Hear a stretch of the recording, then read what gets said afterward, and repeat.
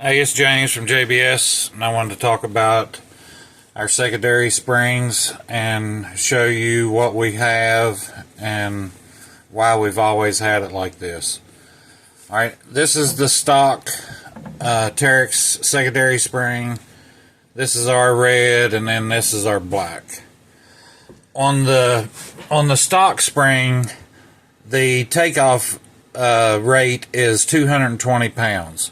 Which anybody knows, if you take a brand new stock Teryx, put it on slight incline, punch it in high range, it slips the belt.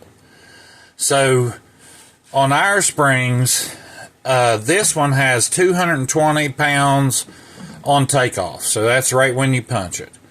On ours, it has 280 pounds on our red and 310 on our black. So you have a lot more spring rate on the bottom to stop the slippage. Then on the top end of the factory one, it's 410.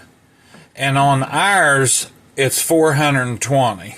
So the top end hasn't raised the RPMs over factory on the top end, but gives you a lot better belt bite on takeoff. And then the same thing for the black. Bigger the tires, then the more spring rate you want on takeoff. And this one is 310 on takeoff, but only 438 on the top end. So it's about 90 pounds. Let me see here, 220 to 310. Yeah, about 90 pounds heavier on the bottom, but only 28 pounds heavier on the top.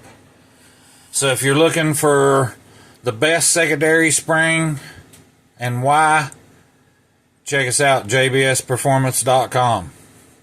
And I'm also going to do a video and show you about our primary springs also and how they work. Check us out. We got the best spring kit available for the Teryx. Thanks for watching.